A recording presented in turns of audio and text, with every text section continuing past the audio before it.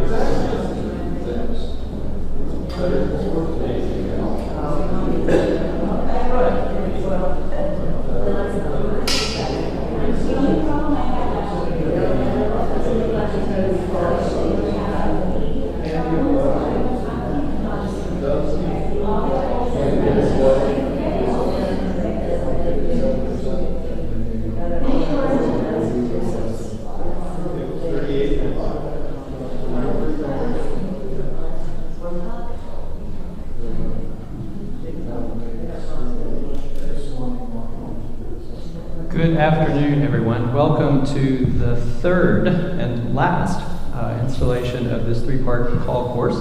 I've had immense fun getting ready for it, teaching it, maybe above all, listening to your questions and speaking with you all afterwards. So thank you very much for being here. On the first day, I promised lots of loose strands, and I may have promised that in some way I think they do come together in all kinds of rich, interesting ways. I hope I can deliver on that.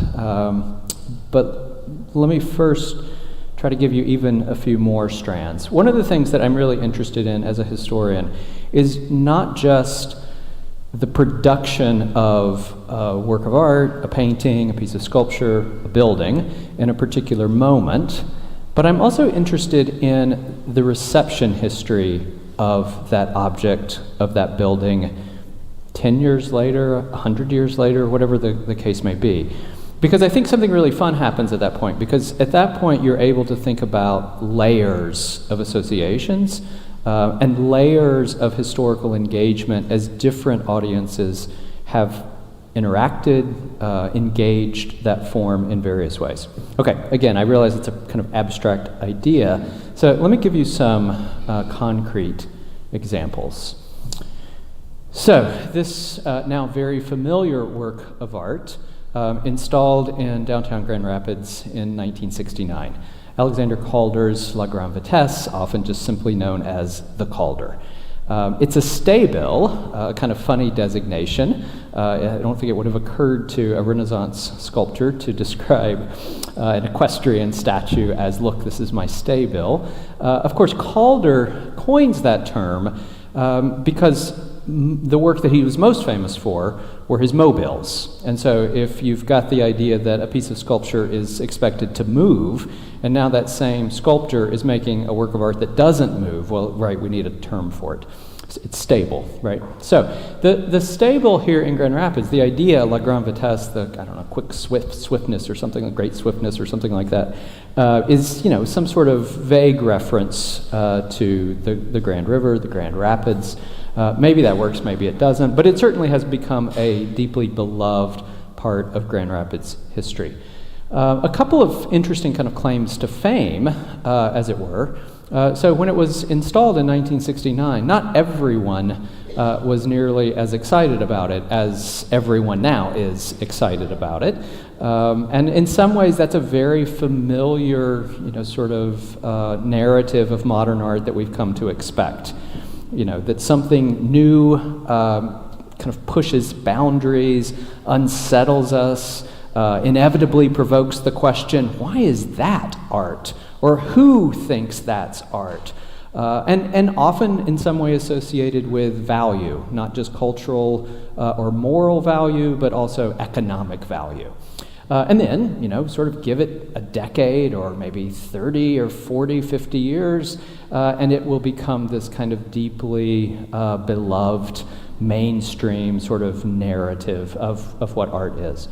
So not everyone was happy, and part of the problem, I think, was the fact that it was, in part, funded by federal dollars. So money from the National Endowment for the Arts, in part, went to pay for it. And so depending upon how you were feeling about, what your taxes were funding in the 60s, you may or may not have been excited about this.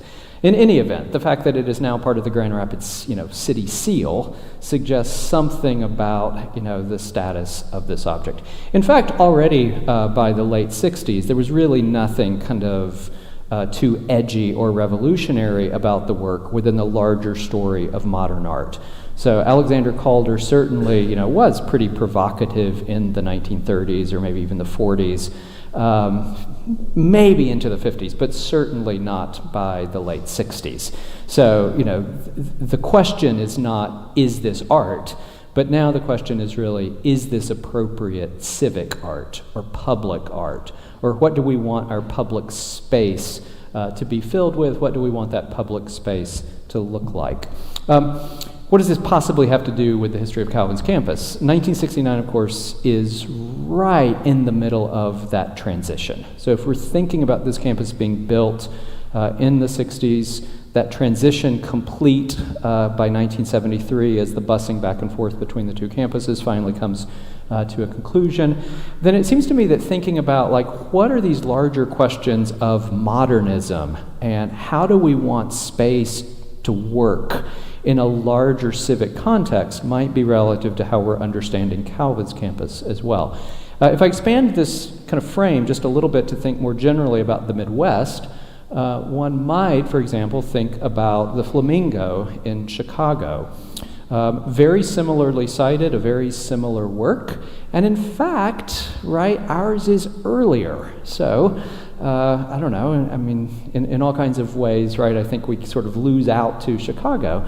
But at least in this regard, our Calder, we beat them to the public space with a Calder. It is interesting, though, that the larger context for both of these works is international style modernism, It's the language, the architectural language of Mies van der Rohe, rectilinear forms, sort of all dark building, and against that very sort of minimalist, austere kind of background, you get this pop of color and a pop of organic curvature over and against those rectilinear forms. So there seemed to be a kind of formula emerging in the 1960s in terms of what to expect.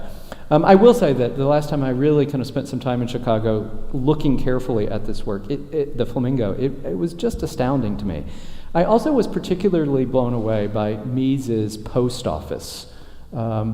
I think in part because I think it's actually rare now that we experience the post office as this source of civic pride. And we just sort of have it in for post offices, it seems to me, that we kind of expect the postal service to work without necessarily the kind of dignity afforded a kind of public institution. And maybe this was kind of sort of the end of that moment, but that post office just sings. The proportions are exquisite. The glazing of the glass, you really can see through the building in a wonderfully transparent way. It suggests this kind of maybe hopelessly old-fashioned notion that somehow this government service is there to serve you and do it in this way that will make that experience one of, sort of a kind of lovely interaction. Now, I'm sure when you're standing in line and wondering, how, is this line ever going to move? Then maybe it's not that sort of wonderful experience. But from the plaza itself, looking into that post office, it's really, really special. Okay, I will have less kind things to say about Mies in just a moment, but I want to make sure that I start by really giving Mies his due. When Mies could really pull it off, something extraordinary happened. All right, so slightly different sort of tack into historical material. If we were to drive just that short distance, maybe a mile away from the Calder here in Grand Rapids, you would, of course, very quickly be in Heritage Hill. And exactly, well, within the same decade, same years, that the Calder is going in place, of course, there is a lot of talk of urban renewal, which in the 1960s largely meant tearing things down. And there absolutely was talk of Heritage Hill as sort of beyond the pale, it cannot be saved. We need to tear down huge parts of that very old-fashioned neighborhood and fix it. In the worst case scenario, 75% of that neighborhood was just going to, be demolished. But this is one of those kind of heroic moments for historic preservation. There were people who believed in the neighborhood. The Heritage Hill Association formed in 1968. And in fact, then that neighborhood association was able to use the recent Preservation Act of 1966 actually to file legal claims that worked. Amazingly. And these were the first of those sorts of legal claims. So you start thinking about this late 60s moment in Grand Rapids, and you've got sort of different kind of versions of how we lean into the future. Is the future really one of modernity, and it is the 20th century that we care about? Is the story of our civic institutions one of thinking more generously about how we save different levels of history, as it were? Well, things did not go so well, of course, for this building. So the City Hall from the 1880s was destroyed in 1969. And as horrible as I think that was, it, as is often the case with historical preservation moments, it takes some kind of disaster to really galvanize a movement. So in the case of Heritage Hill, simply the threat of that kind of destruction was sufficient to sort of bring forces together to make a difference. Those forces were not able in the downtown area itself to save a historic structure like City Hall. But the loss of City Hall was a moment when I think people finally started sort of asking, what sort of city do we want Grand Rapids to be? And this building was saved. Fast forward a little bit, but thanks to efforts in the 1970s, the Pantland opens after a really kind of extraordinary renovation and is, sort of reborn as the Amway Grand Plaza in 1981. So, as you're thinking about the May House, which of course also is saved during the same time period, roughly, so purchased by Steelcase in December 1985, massive renovation happens in 1986, and it opens in 1987. What's interesting, I think, about then the May House is the May House complicates that narrative, right? Because on the one hand, if you're only thinking about City Hall, you might sort of think, well, yeah, I mean, it's, some people like Calder and some people like 19th century civic buildings. Except the people you would expect to love the Calder, right, presumably want the May House saved. And so I think actually, right, it allows us to think about that sort of us and them opposition in a much richer, much more productive way. Because, of course, we're now at a point where modernism needs historic preservation. And this is sort of one of the ironies, right? The modernists never wanted to sort of live with this idea that someday they would become history. But that certainly had become the case of Frank Lloyd Wright's prairie-style houses by the 1970s, 1980s. They needed that kind of historic preservation. It also has now become true of Mies van der Rohe, right? So his exquisite National Gallery in Berlin recently renovated. And much of that renovation was actually to just make it look like Mies wanted the building to look from the very beginning. So it wasn't really changing the building in dramatic ways. It was in some way a very sympathetic restoration, because just the function of buildings is that they change.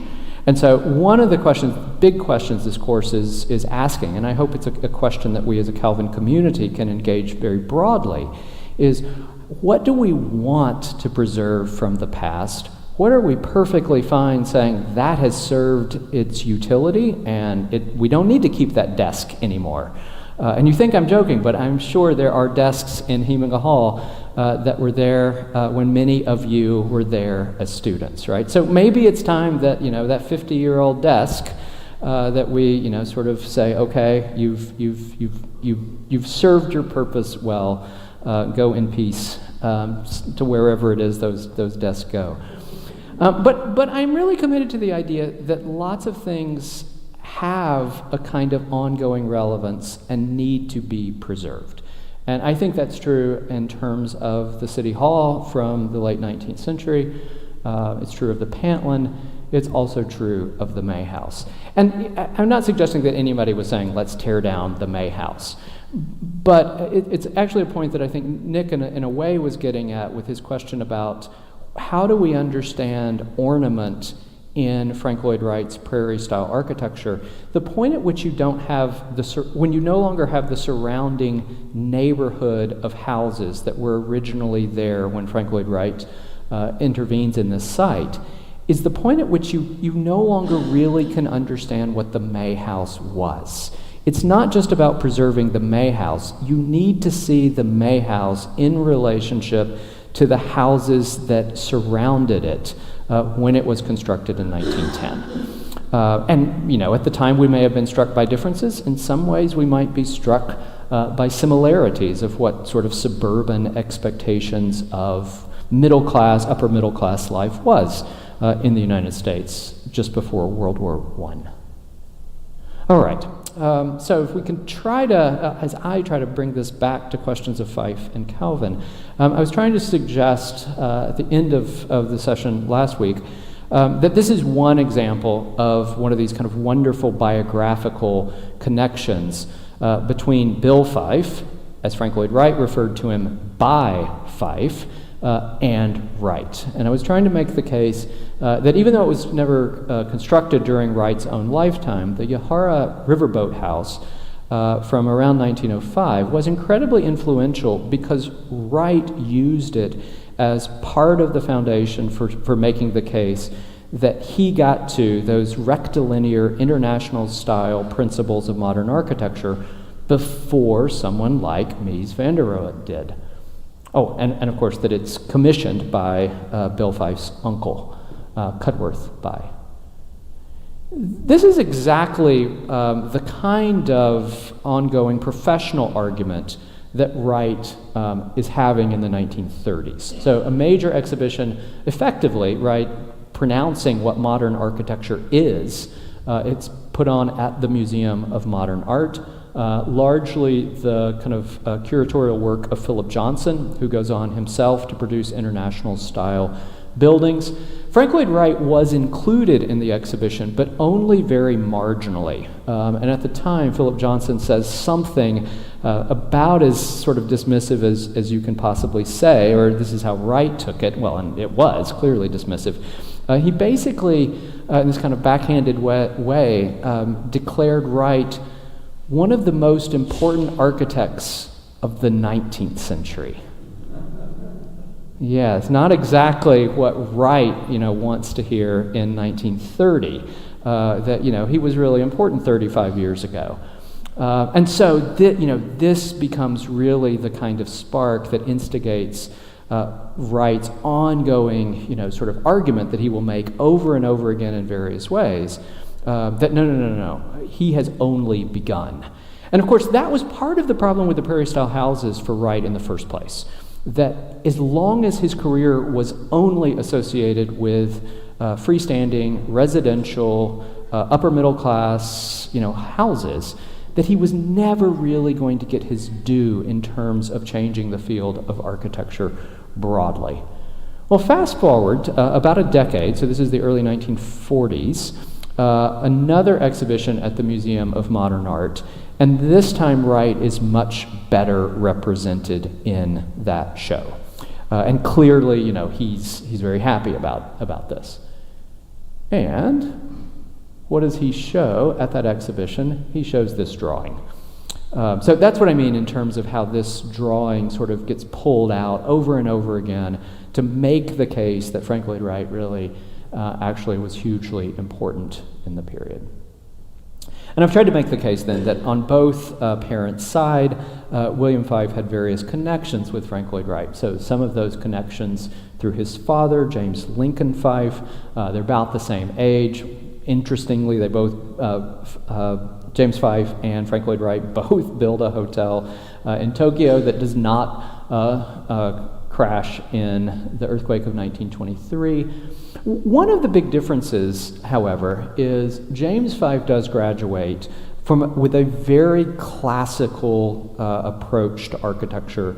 That degree, he finishes in the 1890s. That's exactly the kind of education that, of course, Frank Lloyd Wright did not have.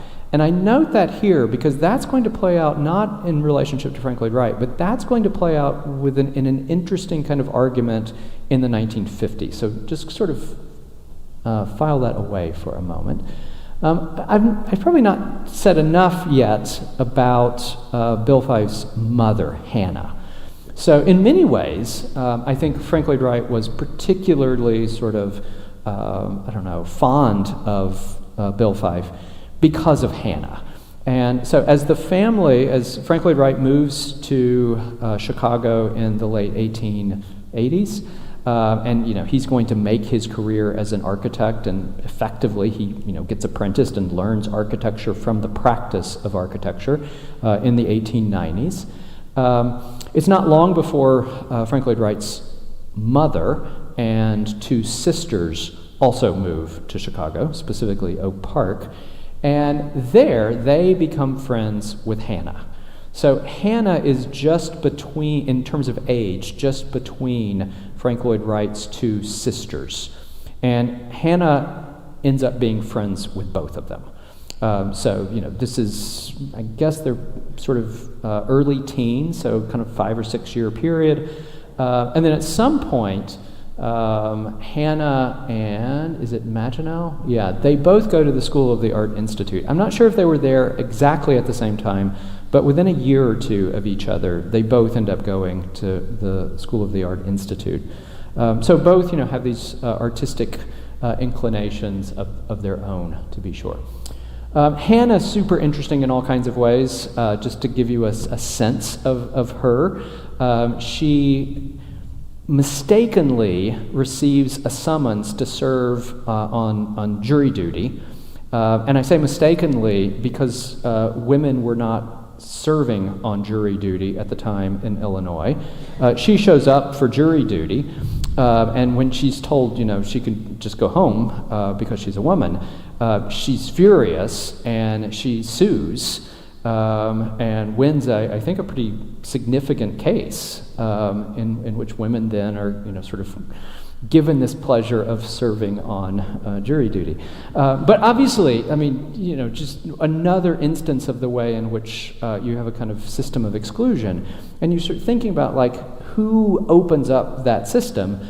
Well, Hannah was, one of those kinds of people. So clearly a strong personality and clearly influential. When you hear Bill Fyfe talking in the oral interview then, decades later in the 1990s, clearly Hannah was a formative influence.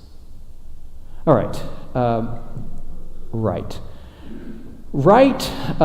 dies in 1959. This extraordinary building, which had been long in preparation, finally is completed just a few weeks after Wright's death in 1959.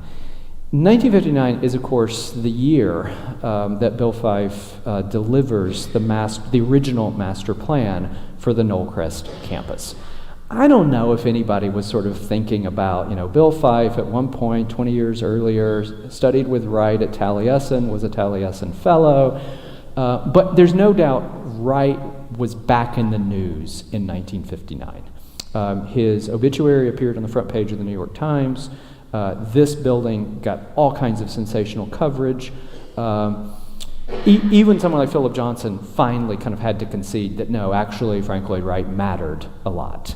So it was sort of this moment of kind of a career's culminating work to matter in this particular way at the end of a very productive career was really an enormous triumph from Wright.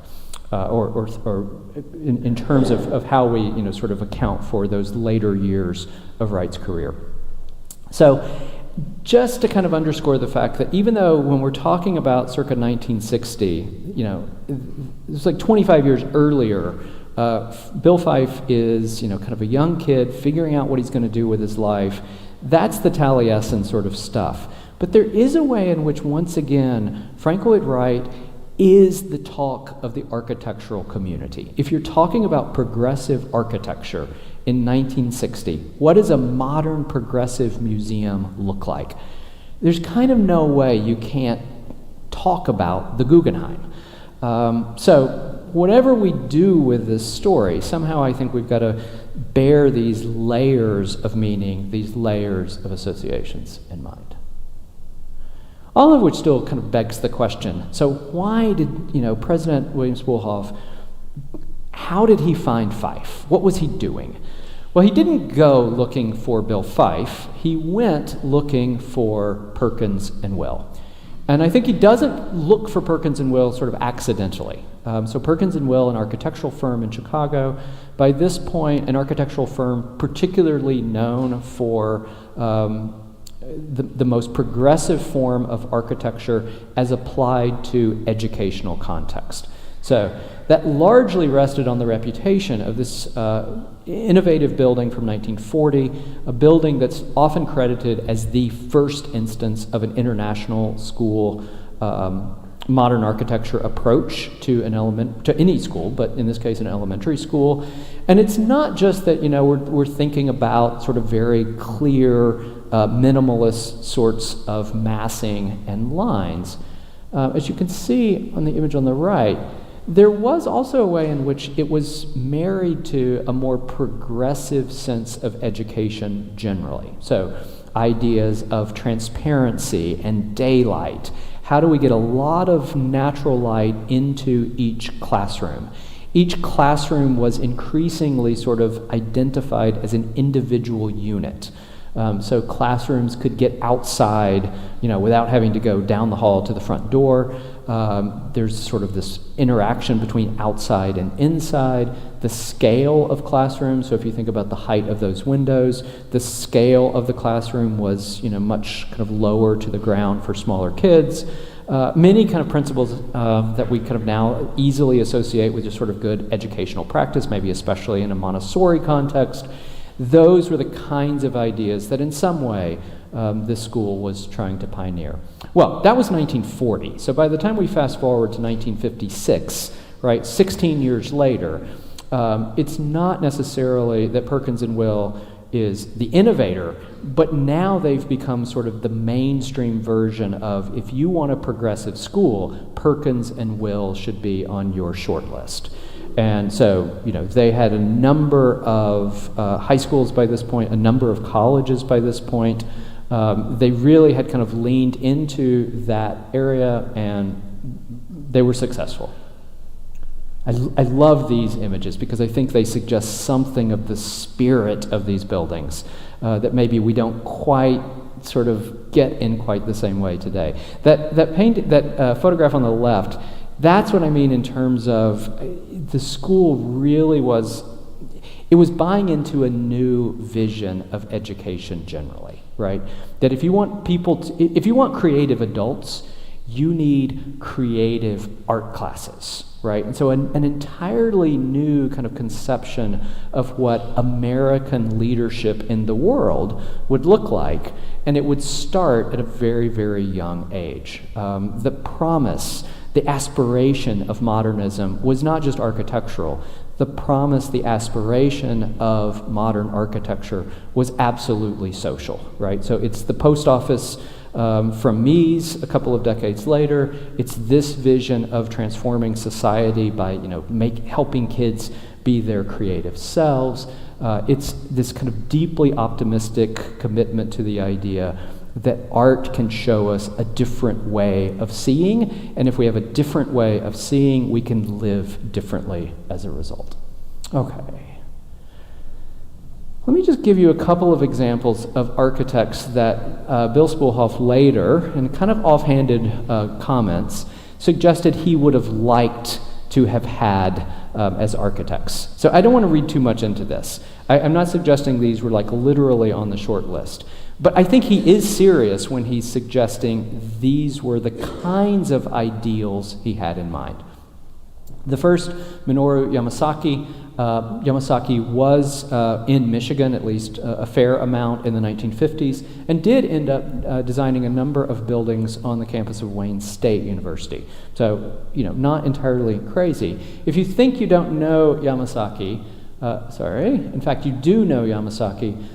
He designs the World Trade Towers in the 60s and 70s. Just sort of, I feel like whenever I show this slide to my students, I kind of watch their, sort of heads explode a little bit. Because I think we take Calvin's campus for granted. And one of the things that I hope the exhibition, I hope this series of classes can suggest, is that Bill Spoolhoff was deeply practical, absolutely. But he also really expected Calvin to matter. That it wasn't just, we're a school and so we need some buildings, and we're growing so we need some buildings, but there was this sense that the Calvin Project, as we now call it today at least, that the Calvin Project mattered, and it mattered far beyond just a kind of local West Michigan context. Okay, so that was one choice. His second choice, Saarinen. Saarinen, known for some of the most kind of really glamorous, fluid airports of the 20th century. In lots of ways, they did not sort of survive the history of air travel particularly well, but maybe that tells us about the kind of devolution of air travel as much as the buildings themselves.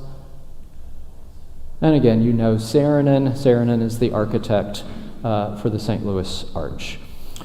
Again, I don't want to read too much into these offhanded comments. I'm not suggesting there was like a kind of formal search and then, whatever. I think there are good reasons we didn't end up with these other architects. And actually, I'm very, very glad we didn't end up with either one of these other architects. I think that would not have been good for Calvin's campus at all. And yet, I'm really intrigued all the same. This is also Saarinen. The campus of MIT. And those of you who've seen the exhibition, one of the fun things about the exhibition is there are a number of, sort of possibilities, counterfactuals, things that didn't actually get built or didn't get built that way. Fyfe loved the idea of a bell tower on campus. That at least hasn't happened yet. I'm still waiting for that donor to show up and, sort of designate money for the bell tower. But there is in the exhibition this extraordinary design for a gymnasium. And that gymnasium actually looks sort of like that form. If you sort of marry a Buckminster Fuller geodesic dome with that form, the Kresge Auditorium, you end up with something really kind of similar to that drawing. And then on the right, the chapel at MIT. What to make of that? I'm not quite sure, but maybe that's what Calvin would have looked like. All right, I want to complicate things a little bit. So I've been talking now for the better part of the course about the relationship between Fyfe and Frank Lloyd Wright. When Fyfe leaves Taliesin in 1934, he in fact is pretty disillusioned. And it's not that he's sort of turning his back on organic architecture. Throughout his lifetime, Fyfe will absolutely pay attention to the career of Frank Lloyd Wright. He will always refer to him in correspondence and every document I've ever seen as Mr. Wright. And even at the very end of his life, he was looking, we know from a memory of one of his children, that he was looking at a book on Frank Lloyd Wright. One thing I should have mentioned in relationship to the May House, in the papers that have been collected from Fyfe, there is a brochure from the May House, and I take that as evidence that he would have visited. He certainly was in Grand Rapids in connection with the chapel after 1987, when the May House opened. I take that brochure in his papers as an indicator that he, showed up and did the tour. I would love to have been in the May House with Fyfe, and it must have been a strange experience for Fyfe himself.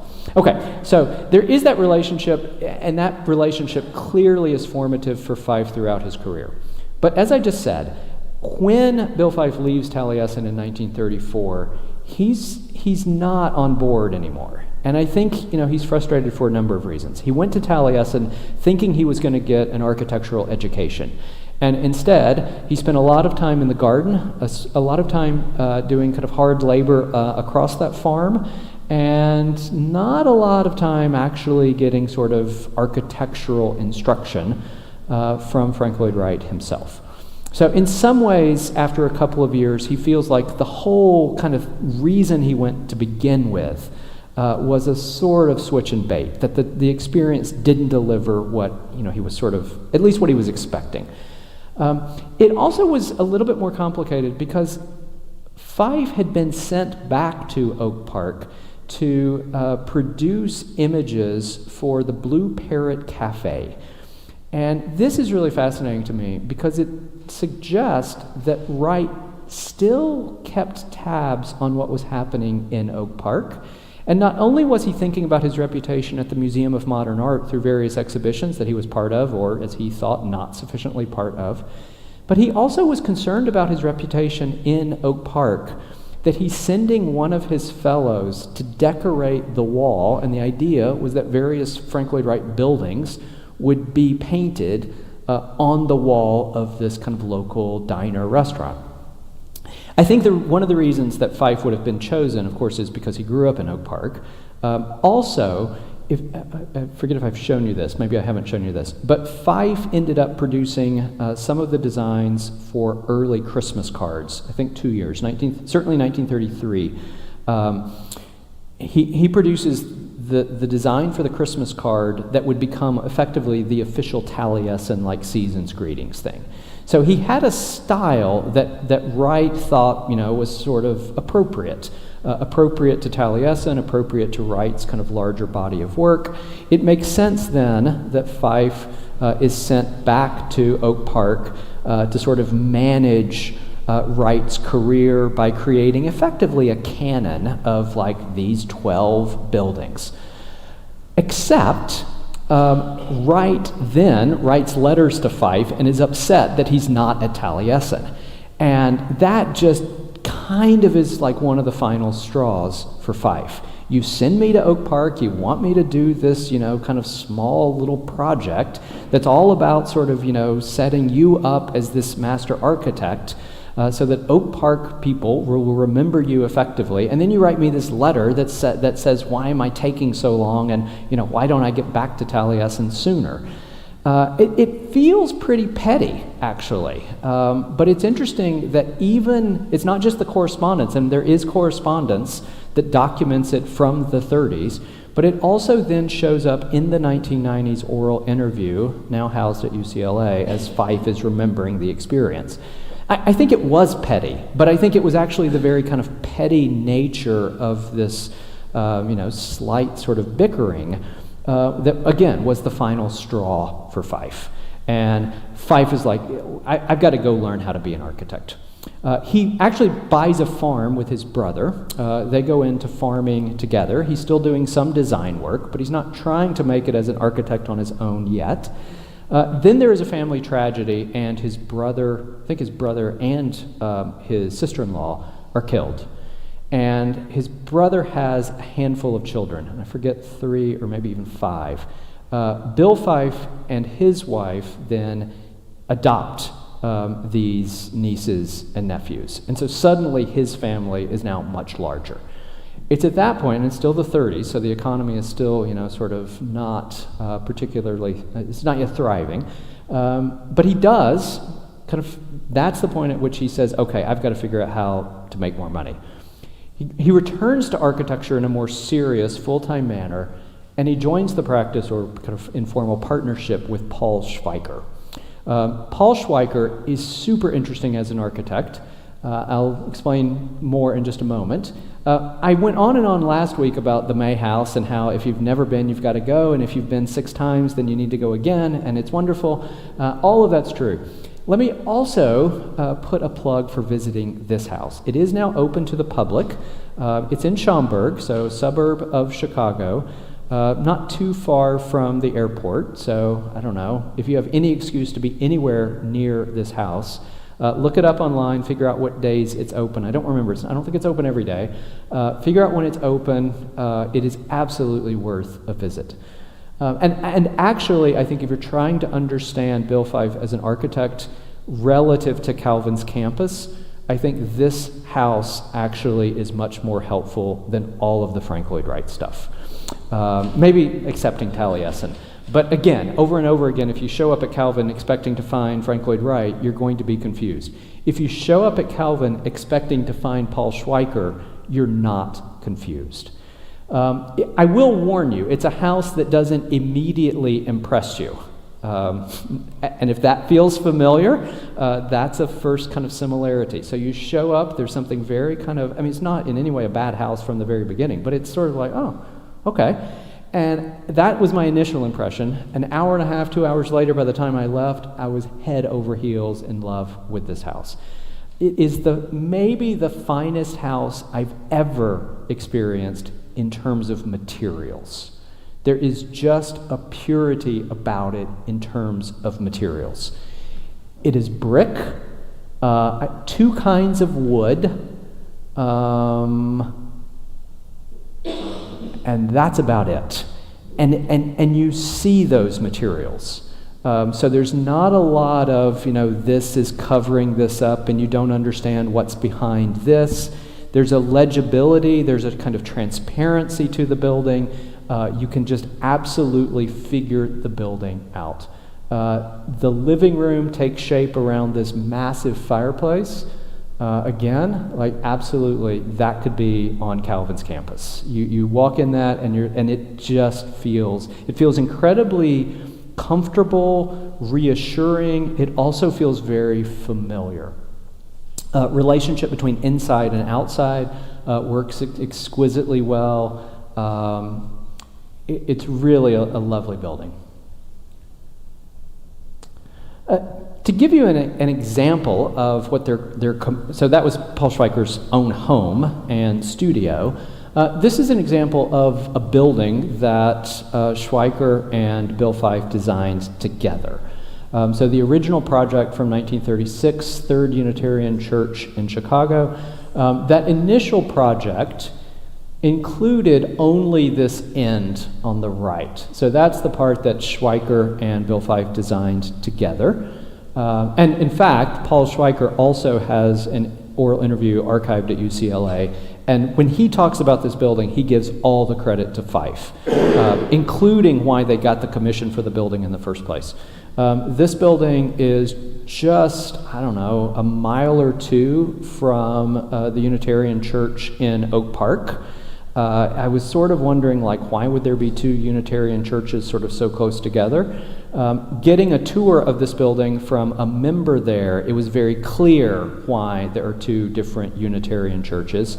The Oak Park Unitarian Church, for all the ways in which theologically it was progressive in, say, the 1880s or 1890s, there also was a way in which it clearly had become a kind of established church, a very kind of well-to-do, buttoned-up Oak Park Church. And I'm sure people at Unity Temple would sort of resist that characterization.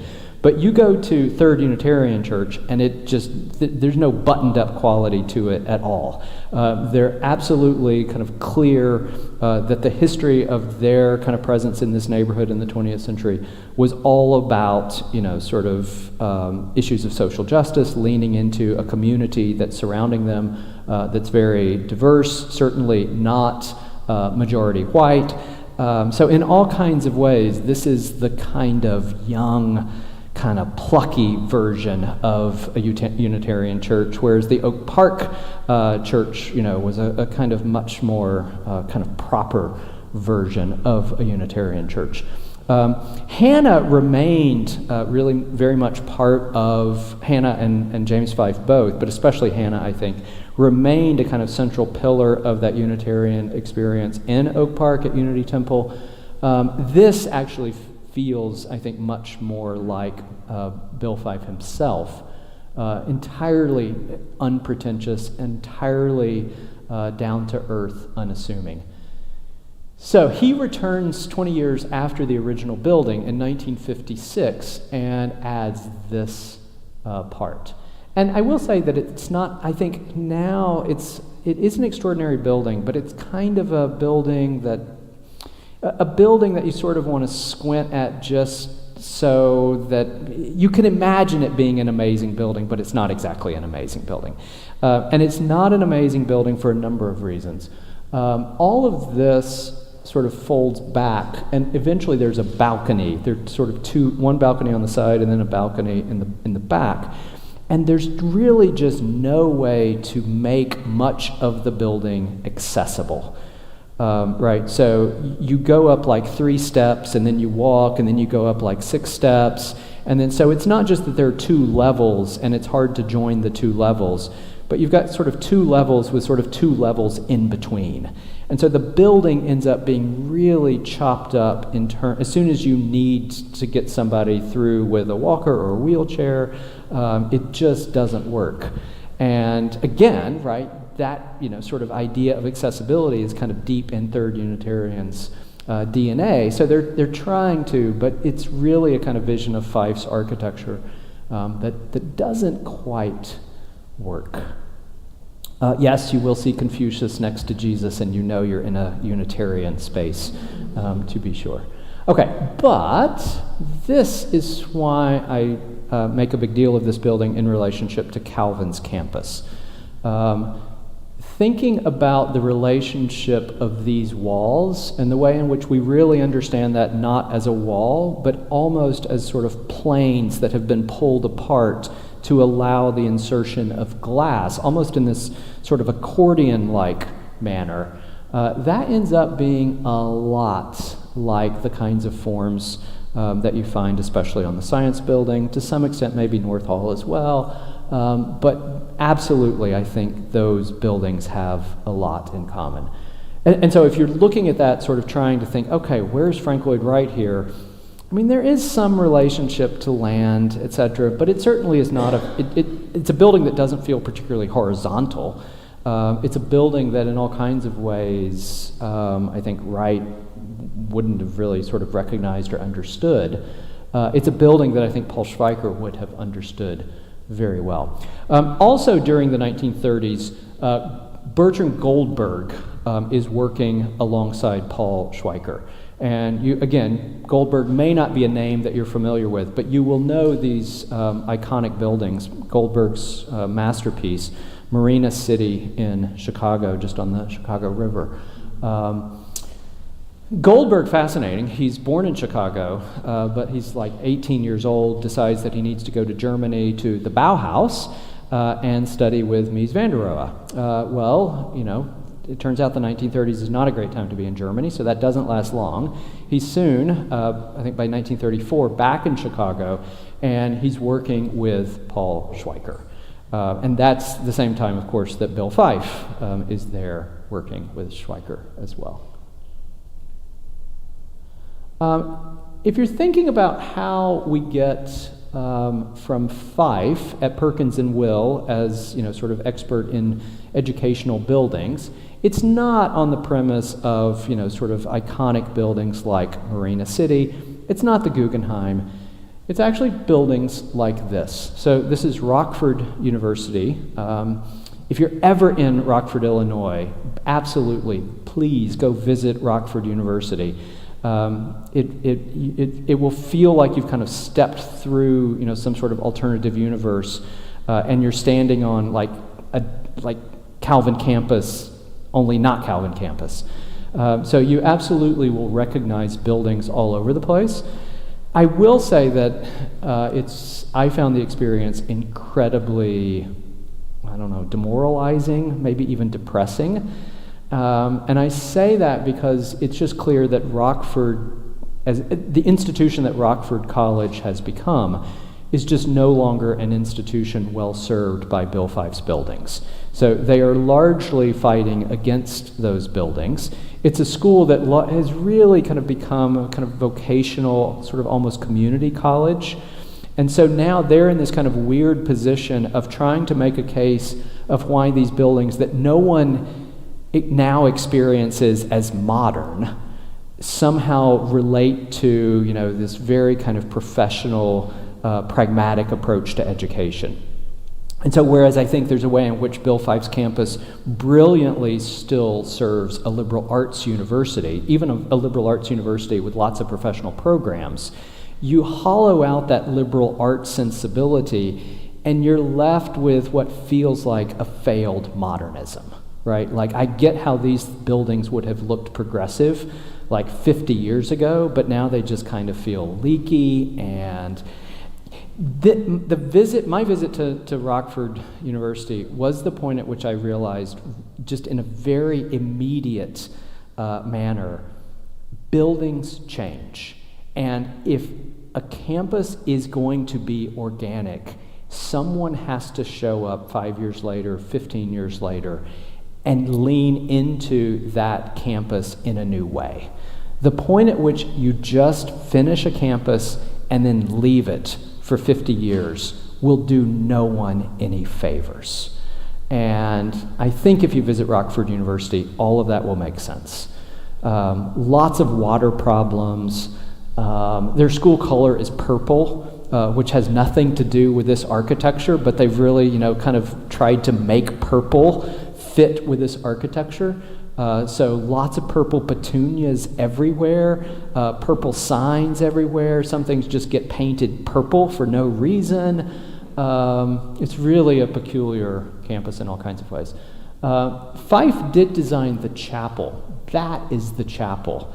And it is, I think, a disaster. I thought it did not work at all. It's really this kind of giant pyramid, really this kind of austere. It felt like a funerary chapel to me. And I think there was a way in which he was kind of trying to pull on Unitarian tropes that were familiar to him, but it's not Unity Temple. I will say that. And I think I'm not sure what it does on that campus now. All of which brings us then finally to Bill Fyfe's original plan for Calvin. And lots of ways in which we can think about it as a kind of modern triumph. He's thinking about it in terms of zones. He's taking his cues from the landscape. He's trying to find, sort of reasons for putting the forms where he's putting them. Lots of innovation, and in lots of ways those innovations end up being sort of scaled back in one form or another. But he does establish what in effect become the ground rules.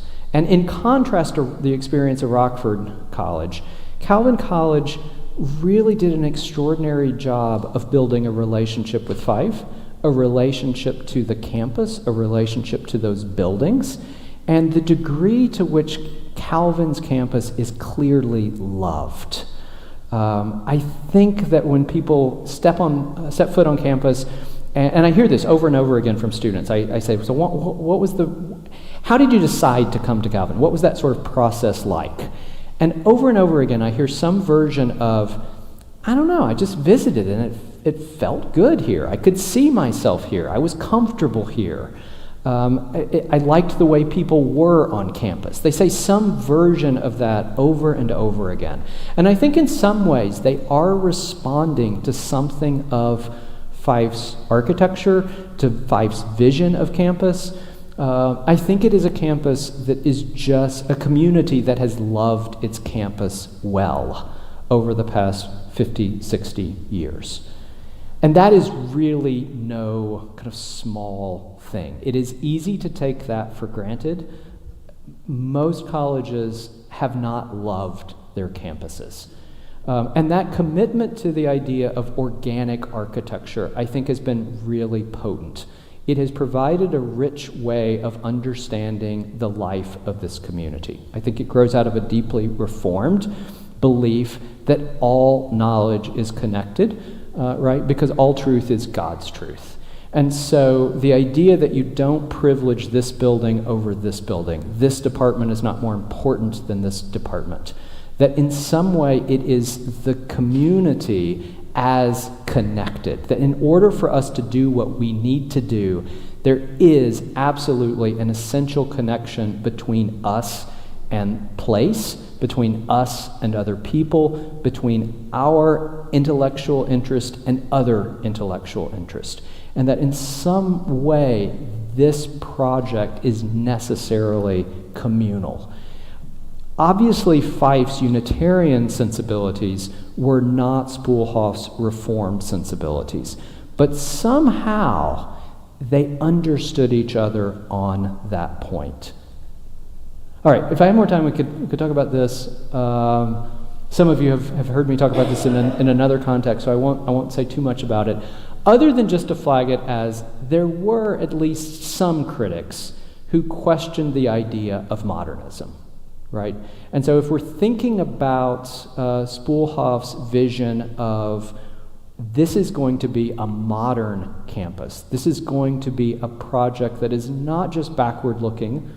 It may be in some ways be backward-looking, but it's not only backward-looking. It's not only for West Michigan, but in some way it is about mattering to larger conversations, right? That's one vision of modernism. There also is, of course, the threat of modernism, right? That modernism is is potentially anti-religious at its core. And so there were critics like that. I've heard from a number of you that in fact Floris van der Stoep is an interesting character, to be sure, and that maybe this makes sense coming from him, but also maybe we need to read it in a certain way, and maybe this isn't exactly a kind of mainstream critique. It's actually Fyfe's response in any case that I think is most telling. It would have been easy, I think, for Fyfe to just sort of ignore this or write this off or write a kind of quick paragraph sort of acknowledging it. Instead, Fyfe absolutely engages very carefully. I am equally confident that all of us concerned with the project join you in eschewing the modernistic, for modernistic connotes the bizarre, the extreme, the effect for effect's sake. It would have been easy for Fyfe to sort of jump in and in some way offer a defense of modernism. He kind of does just the opposite. He says, no, don't. If that's what you're saying modernism is, then I'm against that too. And part of why I think Fyfe ended up being such a brilliant pick is I think Fyfe was a brilliant listener. This shows through over and over again in various contexts. Fyfe really cared about this community, and he knew this community extremely well. In some ways, we might think of the chapel as a crucial sort of turning point because so many people were involved with the chapel. So Fyfe is still involved, although now in a kind of, he's no longer at Perkins and Will. He's no longer designing it by himself. Instead, Glenn Vandersloot is playing, I think, a very important role, although it's still not entirely clear to me what the relationship was, working relationship between Fyfe and Glenn. It's also the point at which GMB really kind of enters into Calvin's history.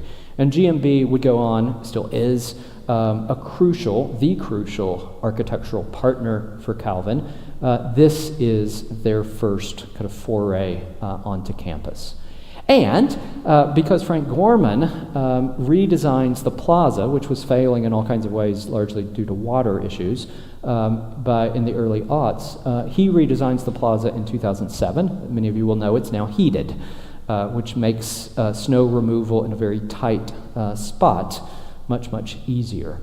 So in all kinds of ways, the history of Knollcrest campus in terms of participants, sort of everybody has some hand, as it were, in this chapel space. Frank Gorman. Let me say a little bit about Frank Gorman, just because he was the campus architect for about almost 15 years, so from about 1997 till 2011. And Frank Gorman, in some ways, maybe has shaped the kind of our experience of campus as much as Fyfe. Gorman also worked at Perkins and Will, and he had some he knew Fyfe. There also are lovely notes from Fyfe writing to President Biker, saying like, it's going to be great. You've got a great architect. You're in good hands. So there's a kind of lovely, very generous passing of the baton of sorts. In some ways, Frank Gorman ended up being a very, very different architect for Calvin than Bill Fyfe was, but there are points of continuity. And above all, for Frank Gorman, Calvin brick was that point of continuity. So materials certainly were part of that story. Lots of things I could say about Frank Gorman's contributions. I want to focus on the Bunker Interpretive Center, though, because that allows me to talk about the other side of campus, not just in terms of buildings, but in terms of landscape. So, of course, it is the Ecosystem Preserve and the Bunker Interpretive Center, added in 2004, that introduces a really interesting idea of nature on Calvin's campus. Because I think what's going on in the Ecosystem Preserve is a different conception of nature than Fyfe's conception of nature. And I don't mean that they're at odds with each other. I just mean that I don't think they were exactly the same conceptions of nature. There is a copy of the report, the proposal for the Ecosystem Preserve, with underline marks by Bill Fyfe. So we know that Fyfe was part of those conversations, and it's fascinating to see the kinds of words and phrases that Fyfe is underlining. He's got his very distinct red pencil. He's very meticulous, and he's very careful to underline certain things. So he was part of that conversation, to be sure. He was excited about it, but it also was clearly something else. For Bill Fyfe, nature, as kind of inherited from Frank Lloyd Wright, nature was a capital N nature. It was nature of transcendentalism. It was nature of Unitarianism. It was nature of topography. It was nature of relating to the land. The Ecosystem Preserve is a different nature, right? It's a nature of this is not about people, right? And so we need to stay out of it. It's a nature that is about native plants. It's a nature that is about trying to undo human involvement. Well, in various ways, we're living into some version of that at the Ecosystem Preserve. I think there's also a way in which that conception is also starting to change at the Ecosystem Preserve. The 2015 master plan by ASG out of Baltimore, one of the suggestions that people have been especially excited about is how could we bring something of the character of the nature we encounter in the Ecosystem Preserve on the other side of campus to this side of campus. I don't think we know how to do that yet. And there have been some, sort of attempts, and maybe that we're learning useful things from those attempts. But everyone I talk to is excited about that project. What would it mean to think about Commons Lawn, which in some ways feels very natural, in other ways is as natural as a golf course, not very natural at all, right? What would it mean to suddenly sort of join the world of topography with the world of trees and native plants? What would it mean to think about not just how buildings relate to the land, but how we relate to the land and buildings, how all of it relates together? I don't think I'm going to figure that out. I know I'm not going to figure that out. But I have a hunch that the Calvin community 20 years from now is going to have a much better grasp of that than we do. Right? And it's this, right? Like, it's absolutely lovely, right? And always this was envisioned as a kind of Sabbath place, to be sure.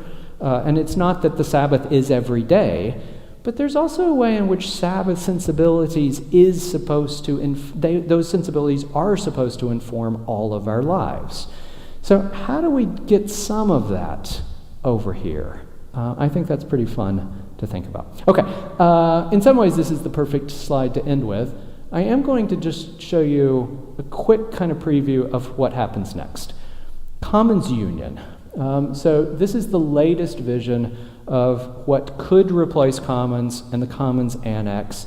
This is Calvin with a single dining hall.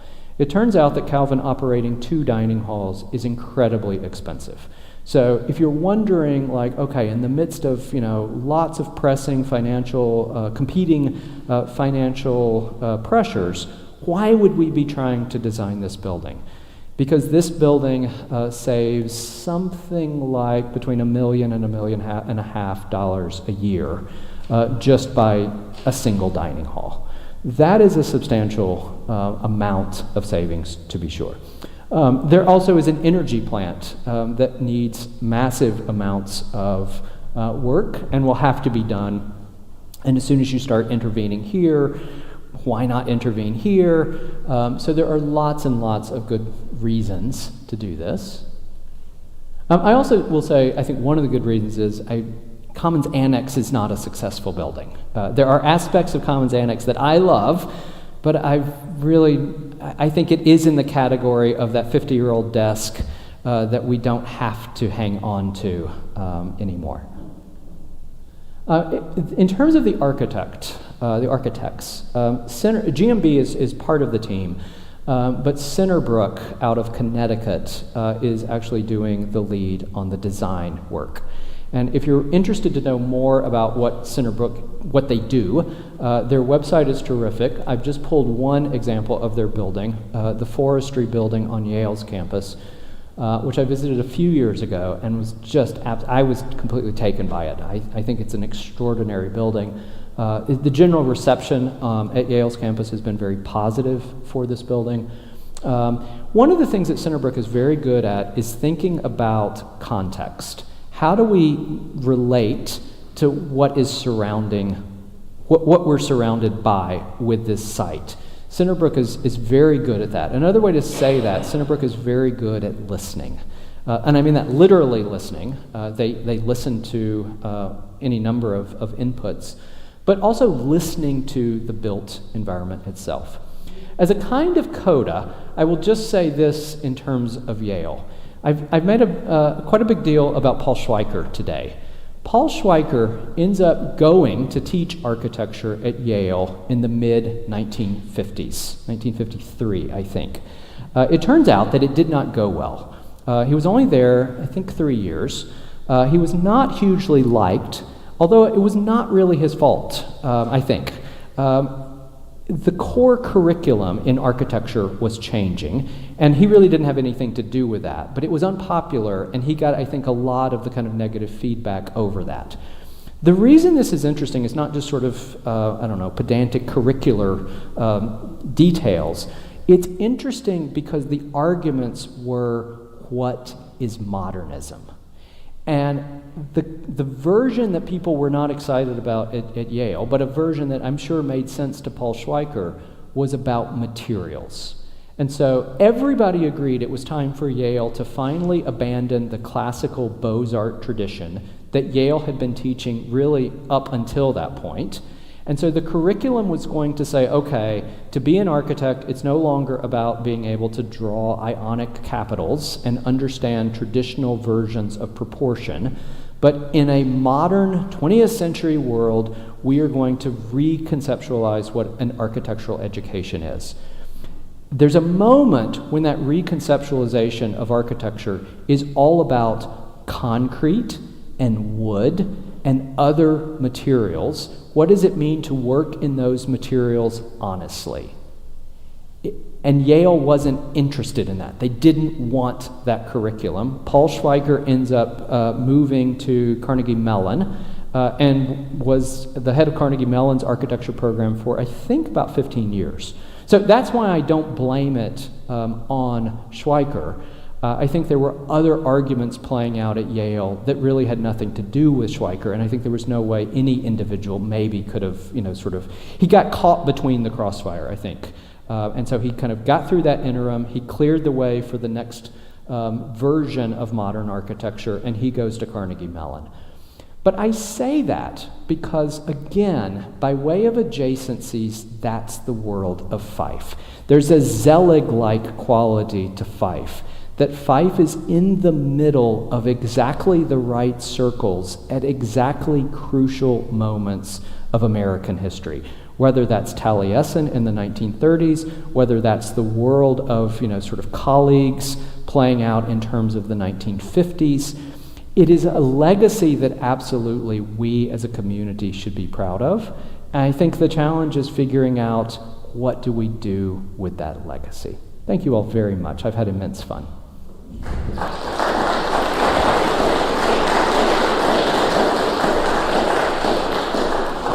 I'm certainly happy to take questions. I went longer than I meant to today, and I apologize. George.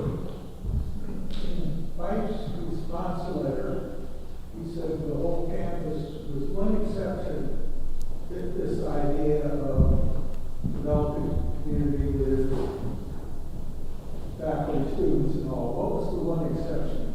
I don't remember. That's a terrible answer. What's the question? Oh, I'm sorry. To repeat the question. So far as I am aware, with but one exception, the entire complex was expressly directed towards what Henry Zylstra refers to as developing the whole man. And I don't remember the one exception. I desperately need Natalie Mao. She would know like that. I think it was Schulte Everveld.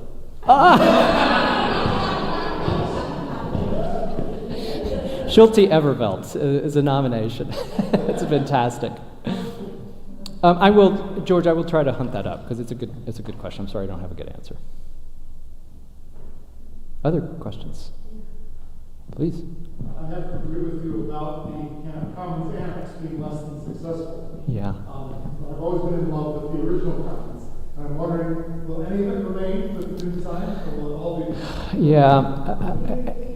So he agrees that Commons Annex is not a building to love, but voices a sentiment that I often hear, and actually I deeply share, that Commons, there is much to love about Commons. In its own way, it's a pretty quirky, confused building, but it also is a wonderful building.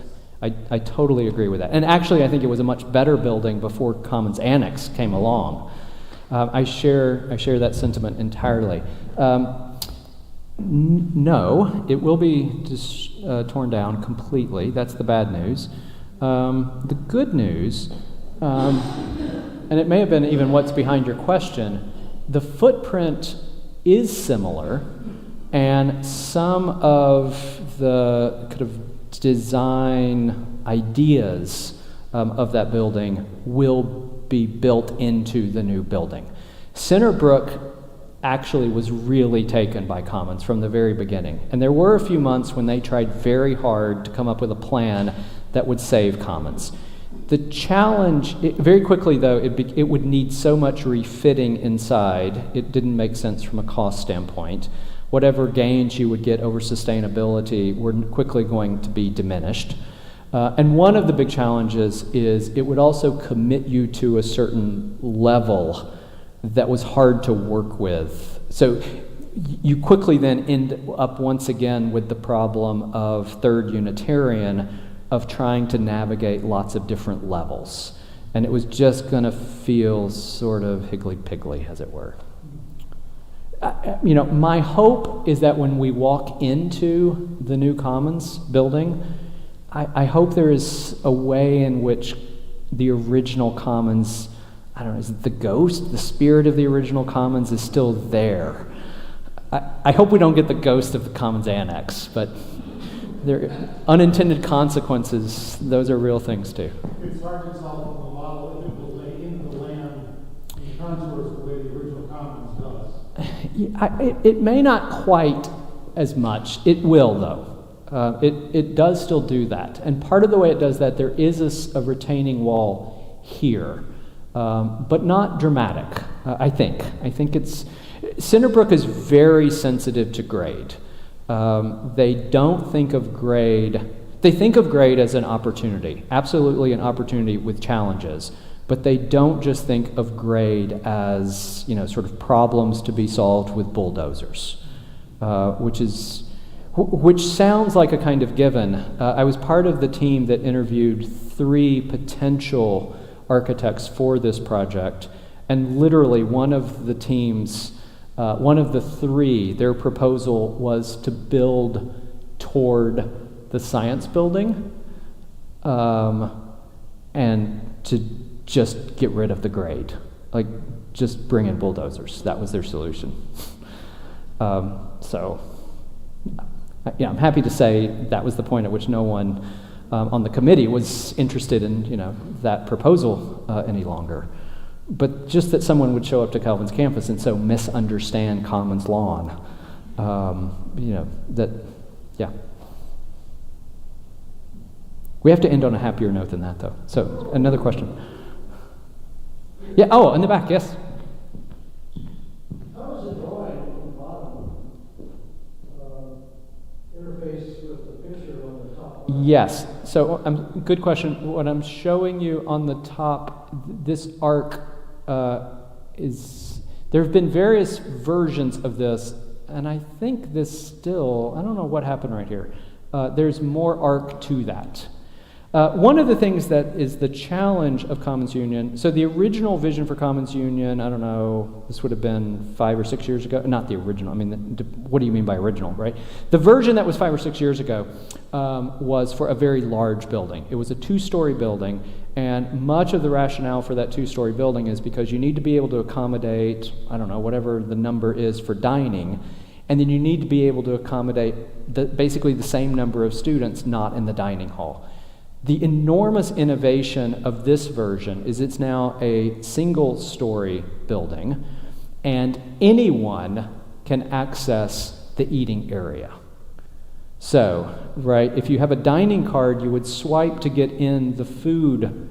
This is where the food service will be. You would swipe to get in, but then, right, you grab your whatever turkey sandwich from inside, and then you join your off-campus friend who's brought a turkey sandwich, and you're all eating together. So it's not like the typical dining hall, the entire thing is closed off. And of course, the challenge of that is you have a huge amount of area that's only open during mealtime for students. But this allows the entire space to be active all the time for students.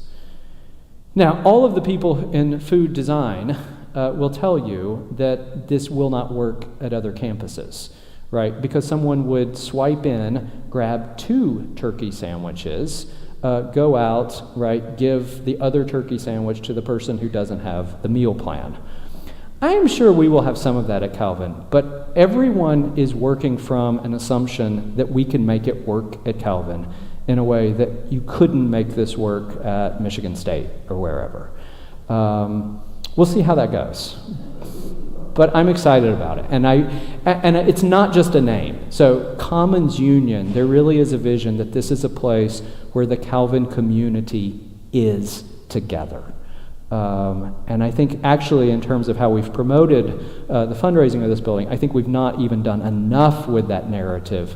I think this really it has the potential to be transformative in terms of that organic sense of togetherness, communal oneness, as it were. I saw a hand. Yes? Are we going on a regional tour? We are. So if for those of you who would like a bit of a walking tour, I have audio sets available on the table just outside, and that's probably a nice segue.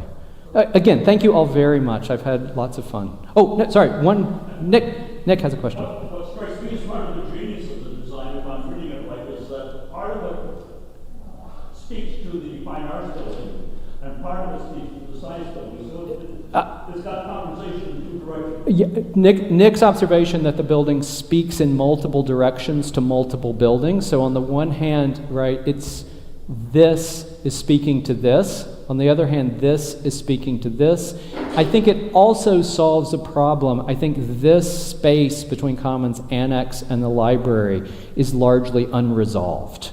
It all kind of just sort of peters out in that crucial corner where there's a lot of traffic, actually, a lot of foot traffic, actually. So yeah, I think it is a building that's not just about what happens inside the building, but I think the building has the potential to make other buildings better experiences.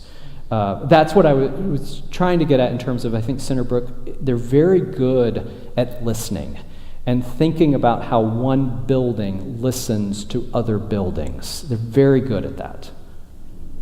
That's a very optimistic, upbeat way to end. I like that a lot. Thank you again, and for those of you interested in a walking tour, let's go walk some.